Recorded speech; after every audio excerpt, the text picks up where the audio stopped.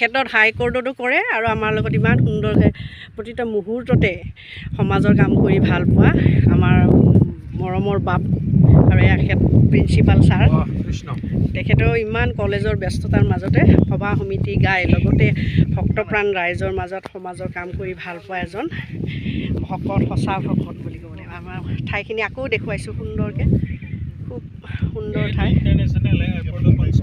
পিছফালে আছে মেম আপোনাৰ এই LGBI এয়াৰপোৰ্টৰ নতুন টাৰ্মিনেল।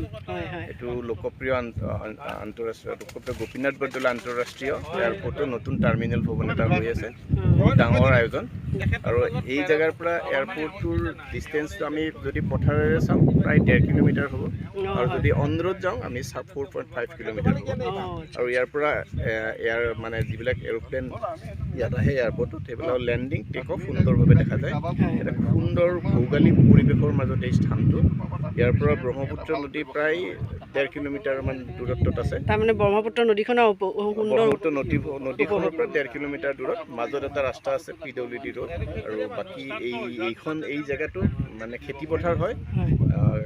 আমি যি স্থানত আছোঁ এই জেগাটোত মানে ৰবি শস্যই হয়। এতিয়া এই জেগাটোত খেতি বৰ্তমান নাই। আৰু আমাৰ কাষতে এইখিনি আপুনি দেখাই দিব পাৰিব, ইয়াত ধান খেতি মানে মানুহে কৰিছে। ধান খেতিৰ এই বতৰত হয়তো আমাৰ যেতিয়া প্ৰগ্ৰেম হয়তো আপোনাৰ ধানবিলাক কাটি যাব। আৰু এই ঠাইখিনি হ'ল আমাৰ পূব মাজিৰগাঁও বুলি কয়, পূব মাজিৰগাঁও খেতিপথাৰ। এইখন হ'ল কামৰূপ মহানগৰ জিলাৰ 54 নম্বৰ পশ্চিম গুৱাহাটী সমষ্টিৰ অন্তৰ্গত আজাৰা থানাৰ এলেকাধীন 35 নম্বৰ মাজিৰগাঁও গাঁও পঞ্চায়তৰ এখন পূব মাজিৰগাঁৱত অৱস্থিত এই খেতিপথাৰখন। ইয়াত আয়োজকসকলে নিশ্চয় ভাল পাব। এই ঠাইটুকুৰাৰ নাম কিবা নাম আছে নেকি পথাৰখনৰ? পথাৰখনৰ নাম আছে, মই সিমান মনত নাই এতিয়া। এইখিনি উজান মৰা পথাৰ বুলি কয় ইয়াৰ অঞ্চলৰ মানুহে।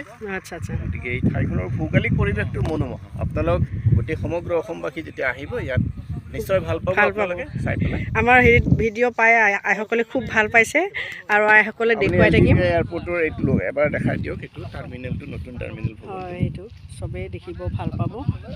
29 তাৰিখে সকলোৱে উপভোগ কৰিব সুন্দৰ পৰিৱেশৰ মাজতে আমি জানাত সৰুতে এই পথাৰখনক উজান মাৰা কয়, সেইখনক চাউৰি কয়, আৰু এইখনক এই দাৰা বুলি কয়। আৰু এয়াৰপোৰ্টৰ কাষতে আৰু এইটো যে বৰি দেখিছোঁ ওখ ঠাইখিনি এইখিনি আমি চৰপা বৰি বুলি কওঁ। আমি যেতিয়া সৰুতে গৰু পানী হয় এই গৰুবিলাক প্ৰায় অলপ ওখ কাৰণে চৰপা বৰি কয়। আৰু নামটো কিদৰে আহিছে মোৰ ভালদৰে মই নাজানো। আৰু ইয়াৰ পৰাতো আমাৰতো মহাপুৰুষ মাধৱদেৱ প্ৰতিষ্ঠিত শিলপুতা সত্ৰখন এই জাষ্ট আধা কিলোমিটাৰো নহয়। আৰু ব্ৰহ্মপুত্ৰ মহাবাহু ব্ৰহ্মপুত্ৰ 1 কিলোমিটাৰ নহয়, মানে 1 কিলোমিটাৰত কম হ'ব।